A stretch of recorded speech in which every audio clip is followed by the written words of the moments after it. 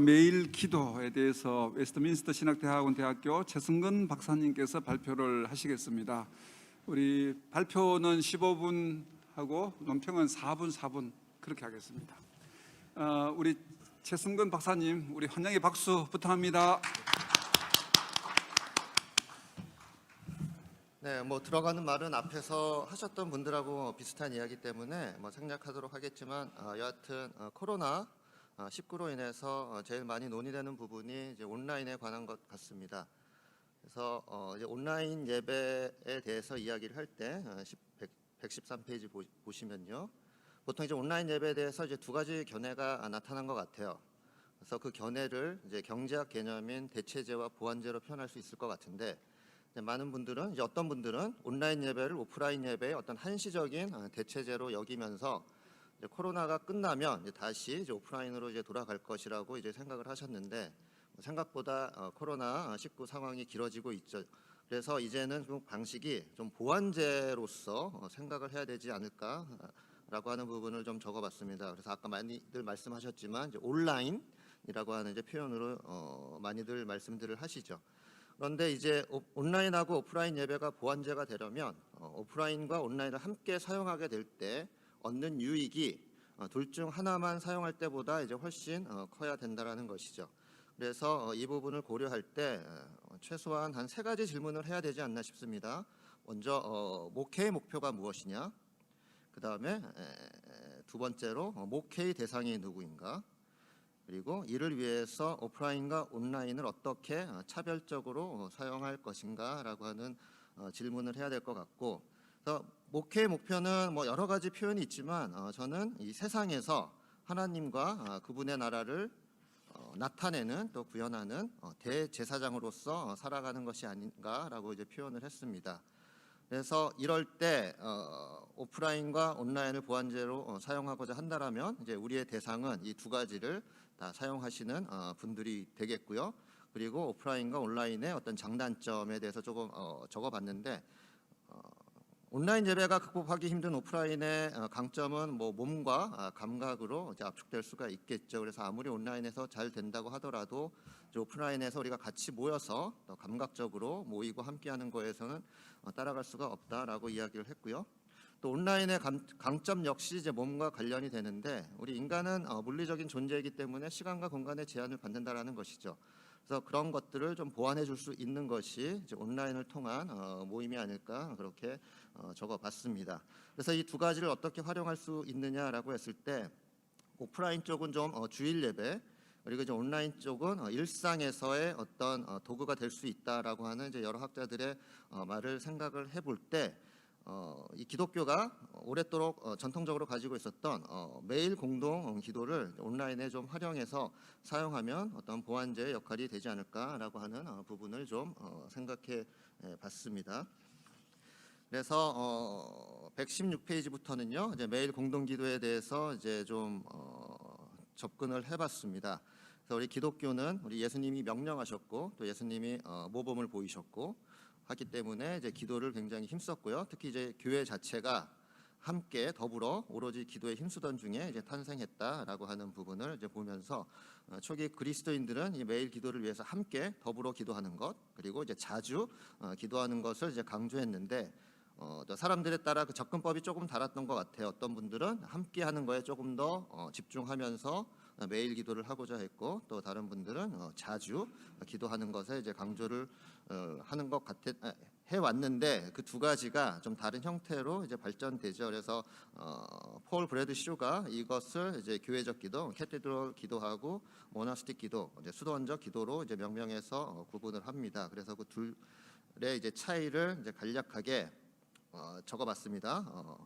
교회적 기도는 모든 신자가 함께 참여하는 공동체적인 기도인 반면에, 이제 수도원적 기도는 좀 개인적인 부분에 집중하는 것이고, 그리고 기능적 측면에서 교회적 기도는 찬양과 중보를 중심으로 하는 반면에 수도원적 기도는 침묵과 말씀 중심으로 하고, 그리고 세 번째, 항상 기도하라는 명령에 순종하는 데 있어서 교회적 기도는 함께 좀 더 집중했고요. 그 다음에 수도원적 기도는 자주에 집중하면서 그 기도의 관습을 발전시켰습니다. 그런데 시간이 흐르면서 처음에는 약간 좀 다르게 시작이 되었던 이런 전통이 자연스럽게 결합이 되었는데, 아쉽게도 그러한 결합의 과정에서 이 두 가지가 보완하여 균형을 맞추기보다는 겉으로는 교회적 기도에 가까웠지만 기능과 개념, 특성의 측면에서는 수도원적 기도의 모습이 더 지배하게 되었죠. 그래서 그 결과 평범한 우리 신자들은 참석이 굉장히 힘들게 되고, 그 다음에 묵상과 침묵에 집중하면서 공동체성도 굉장히 약해지는 모습을 보였습니다. 그래서 종교 개혁자들이 이러한 부분을 이제 강조하고자 공동체가 함께 모여서 기도하는 그런 기도회를 회복시키고자 했고요. 그래서 중세에 복잡했던 순서를 간소화하고, 그리고 이제 뭐 자국어로도 사용하고, 또 시간도 아침과 저녁에만 모이면서 이제 그 균형을 맞추고자 했는데, 아쉽게도 이제 교회 역사를 봤을 때 여전히 이제 개인적인 측면, 또 묵상 측면으로서 계속 지속이 되지 않았나 싶습니다. 그래서 이제 제가 이제 말씀드리고자 했던 건 교회의 기도가 수도원적 기도로 치우쳐져 있어서 균형을 위해서 교회적 기도의 모습의 회복이 필요하다라고 하는 부분, 즉 찬양과 중보를 중심으로 하는 매일 공동 기도가 강조되고 이제 실천되어야 된다. 그리고 이것이 이 학회에서 주장하는 개혁주의 생명 신학과 굉장히 여러 가지 부분에 있어서 연결이 된다라고 하는 이유로 교회적 회복의 기도의 회복이 필요한 이유를 이제 몇 가지로 적어봤습니다. 첫 번째는 교회적 기도의 회복이 필요한 이유, 첫 번째 이유는 교회는 제사장들의 공동체다라는 것이죠. 그래서 교회는 다른 것보다도 이 세상에서 하나님 나라의 제사장의 직분을 잘 감당하도록 교회가 세워져야 되고, 그래서 주일 예배는 그 역할을 해야 되고, 이제 매일 공중 기도도 이제 그렇다라는 것이죠. 그래서 제사장이 세상을 위해 제사장의 공동체인 교회가 세상을 위해서 할 수 있는, 또 이웃을 섬겨야 되는 여러 가지 일이 있지만 그 중에 제일 중요한 것이 이제 중보의 기도죠. 그래서 그런 차원에 있어서 이제 교회적 기도의 회복이 필요하다라고 이야기를 했고요. 또 두 번째 이유는 이제 첫 번째와 연결이 되는데, 교회가 하나님 나라의 제사장 공동체이기 때문에 교회는 이 하나님 나라를 소개하고 안내해야 된다라는 것이죠. 그래서 교회적 기도의 중심 행위 중 하나는 이제 찬양이라고 말씀드렸었습니다. 그래서 이제 교회가 교회적 기도로서 이 땅에서 하나님의 나라, 또 하나님을 찬양을 하는 부분에 또 힘쓰는 일을 해야 되는데, 이것이 이제 교회적 기도의 어떤 중요한 기능이고요. 그리고 또 이제 하나님과 하나님의 통치하심을 찬양할 때는 이제 당연히 이제 중보와 연결이 된다라는 것이죠. 왜냐하면 하나님 나라가 아직 온전히 임하고 그것을 이제 경험하지 못하시는 분들이 많기 때문에 그렇습니다. 그리고 하나님 나라의 제사장으로서 이제 살아가는 일은 쉽지 않다. 그래서 매일 공동 기도를 통해서 하나님 나라의 제사장으로 살아가는 방법을 실습하고 실천할 수 있다라고 하는 이유로 이제 교회적 기도의 회복의 그 타당성을 말씀을 드렸고요. 그 다음에 개혁주의 생명신학의 신학은 학문이 아니다라고 하는 부분을 토대로, 사실 그 티올로지의 원래 의미가 하나님을 향해 말하고 노래하는 것, 하나님을 향해 기도하고 찬양하는 행위라고 그러잖아요. 이런 의미에서 찬양과 기도를 중심으로 구성되는 교회적 공동기도는 어떻게 보면 가장 중요한 신학적 행위다라고 할 수 있고, 그리고 이렇기 때문에 교회가 행하는 찬양과 기도의 내용은 굉장히 중요하다.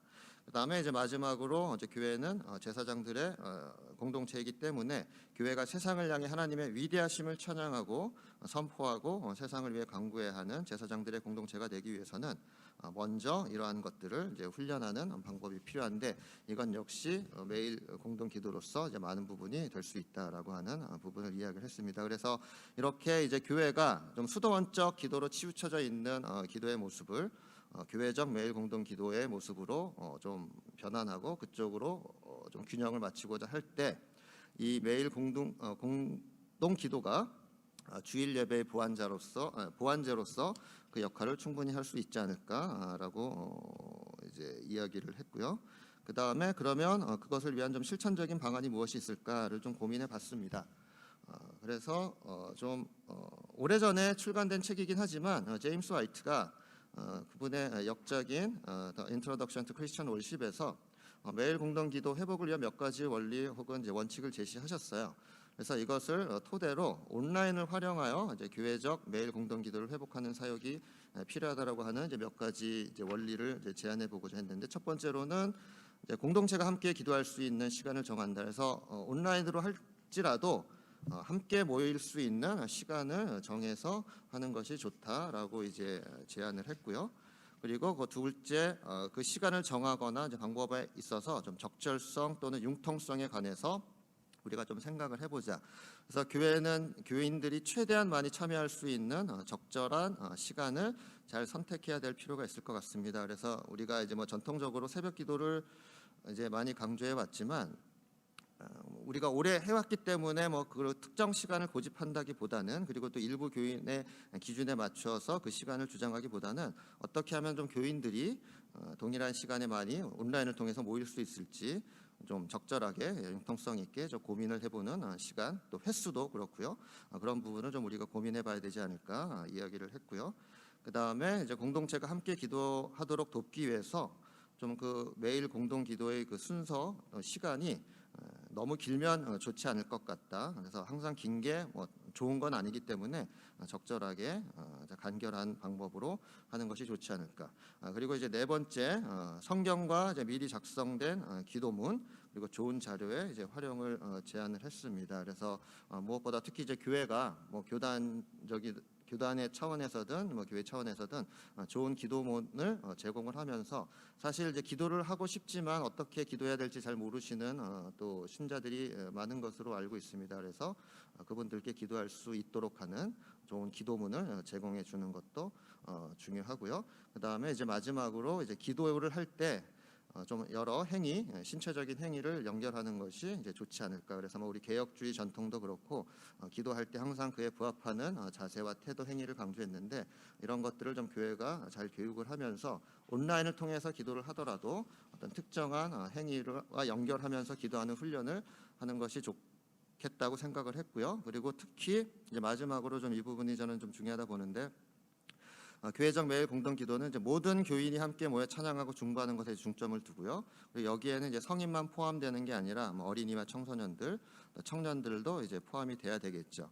그래서 코로나 이전의 한국 교회 매일 공동 기도인 새벽 기도에서 여러 가지 이유로 인해 성인들, 그 중에서도 특정한 사람들만 참여하는 예배로 인식이 되었는데, 온라인을 잘 사용하게 되면 참여할 수 있는 교인들의 범위가 이제 크게 넓어지고요.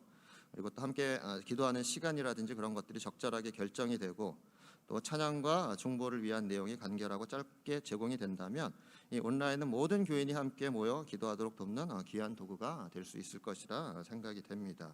그래서 이른 새벽에 신체적으로 모여 기도할 때는 특히 이제 교회의 어린 구성원들은 참여할 수 없었는데, 그러나 이제 컴퓨터나 스마트폰 같은 디지털 기기는 그들도 활용할 수 있고요. 그래서 온라인과 연결되는 기기를 통해 어릴 때부터 교회의 기도에 참여할 수 있게 된다면 컴퓨터나 스마트폰과 같은 기기는 세상에 즐거움만을 주는 도구가 아니라 기도의 도구로서, 예배의 도구로서도 인식될 수 있을 것이다라고 생각을 합니다. 그래서 이렇게 생각을 하면서 제가 예전에 이제 경배와 찬양 예배 형식이 한국에 처음 도입됐을 때를 한번 생각해 봤습니다. 그때 이제 교회 안에 뭐 기타라든지 드럼들이 들어왔을 때 어떻게 이제 세상의 악기가 교회 안으로 들어오냐라고 하면서 거부감을 많이 보였는데, 30년 이상이 지난 지금 더 이상 기타나 드럼을 그냥 세상의 악기로만 치부하지 않고 교회로 악기로 여기는 분들이 많다라는 것이죠. 왜냐하면 어릴 때부터 그것을 교회에서 봐왔기 때문에요. 그래서 디지털 기기들도 지금 많은 성인들의 입장에서는 이것이 어떻게 교회에서 예배에서 기도에서 사용될 수 있느냐라고 말씀을 하시겠지만, 우리 어린 자녀들이 이제 교회가 좀 처음부터 어릴 때부터 그러한 것들을 어떤 신앙 생활을 위해 사용할 수 있는 도구라고 여기게 되면 그러한 거부감은 덜 있지 않게 될까 생각을 해봤습니다.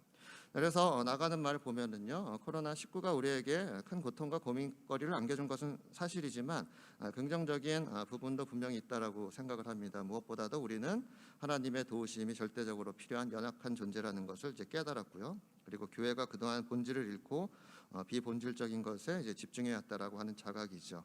그래서 또 세상이 또 온라인을 사용하지 않으면 안 되는 그런 상황 속에서 이 두 가지를 어떻게 하면 잘 같이 사용할 수 있을까? 뭐 여러 가지 방법이 있겠지만 저는 그 중에서 좀 매일 기도, 매일 공중 기도다, 공동 기도다라고 하는 부분을 좀 집중해서 생각을 해서 이것을 하나의 방법으로 이제 제안하는 그런 논문을 써봤습니다. 네, 감사합니다.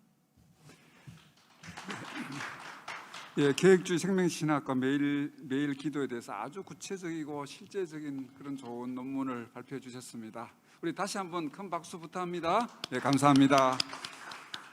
다음은 논찬 첫 번째 우리 주정훈 박사님, 우리 4분간 하도록 하겠습니다.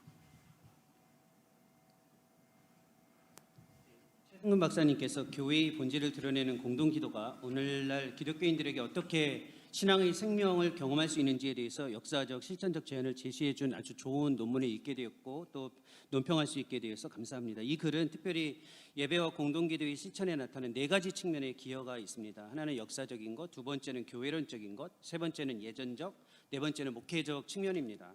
물론 이 가운데에서 첫 번째 역사적인 것은 초대교회부터 기독교 신앙의 생명을 제시하기 위한 핵심 실천으로서 기도의 의미와 방식 그리고 중요성을 아주 예배학자로서 탁월하게 잘 제시해주고 있습니다. 바울이 교회를 향해 요구했던 쉬지 말고 기도하라라는 초대교회의 실천은 가장 중요한 가르침인데요.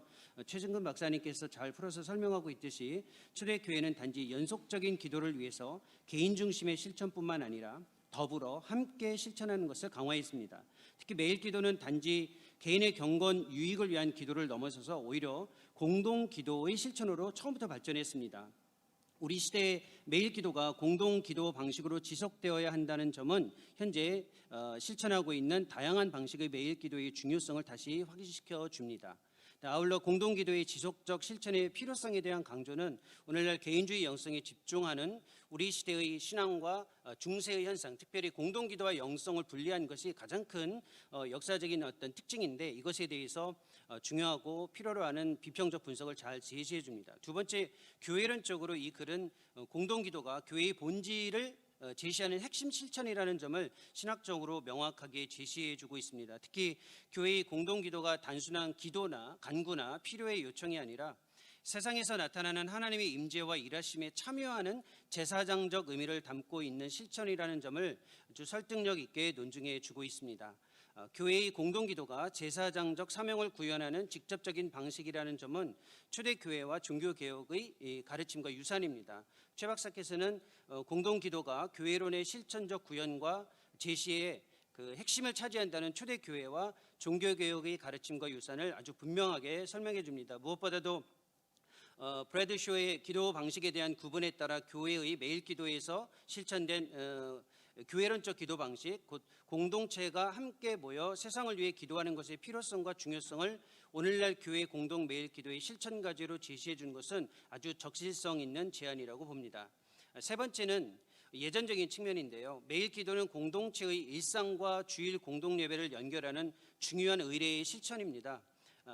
그리스도인의 삶이 일상과 주일의 순환적 리듬에 따른 연결로 구성된다는 점을 굉장히 잘 강조해 주셨는데요.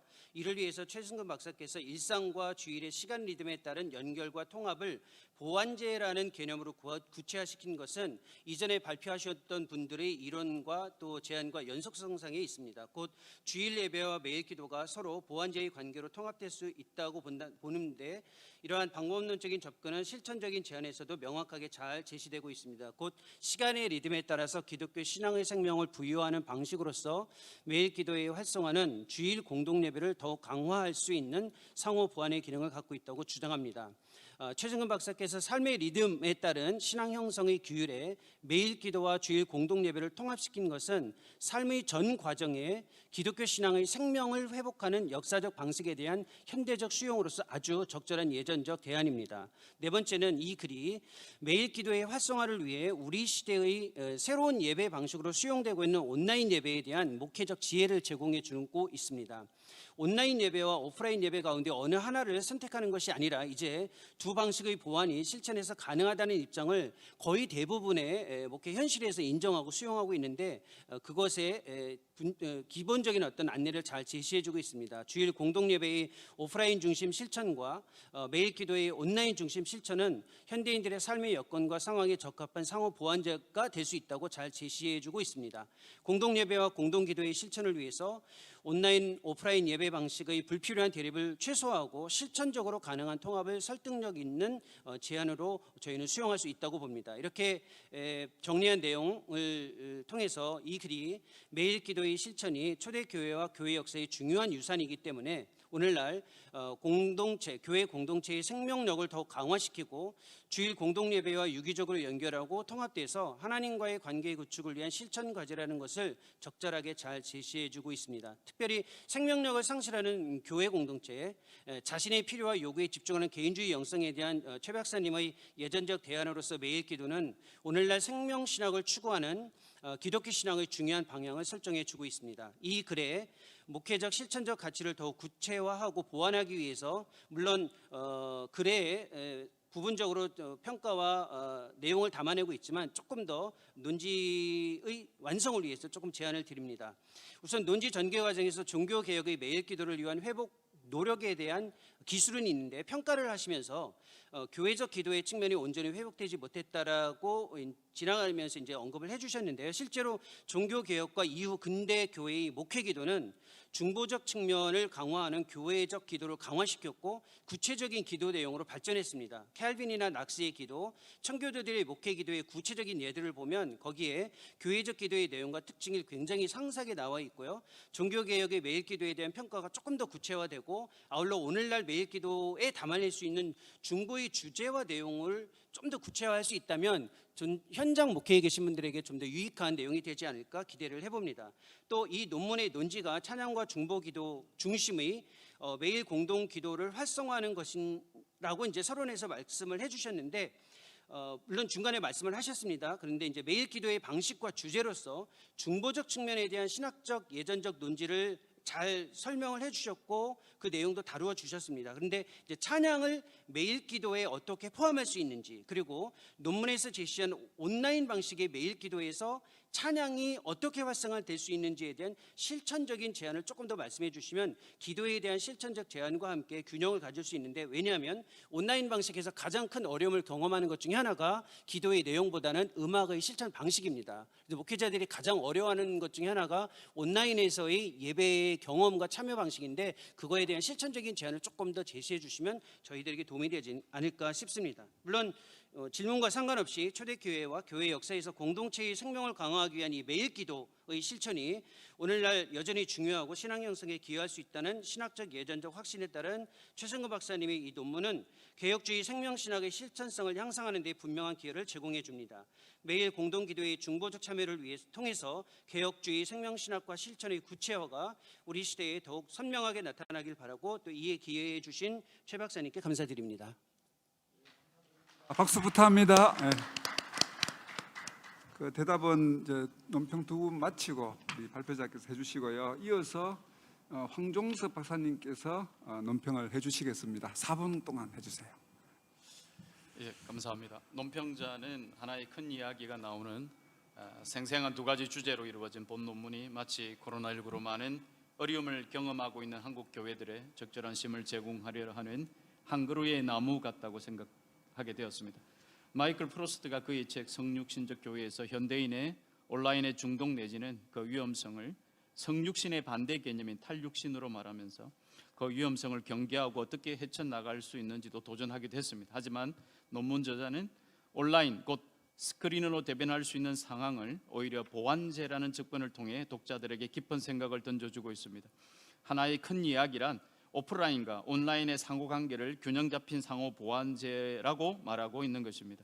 특히 주일 예배와 매일 기도는 어떤 관련성이 있는가라는 주제 접근을 활용하면서 다음에 두 가지 소주제의 생생한 가지를 뻗치고 있다고 여겨졌습니다. 첫째는 교회에서 목회란 무엇인가라는 본질적 질문을 다시 하도록 요청하고 있었습니다. 목회란 무엇인가라는 목회 본질에 해당하는 질의가 다시 대두되게 함으로써 코로나 팬데믹 상황이라는 우리 시대가 겪어보지 못한 시간을 통과하고 있는 목회자들을 돌아보게 하고 있다는 사실입니다. 둘째, 교회에서 예배란 무엇인가라는 것입니다.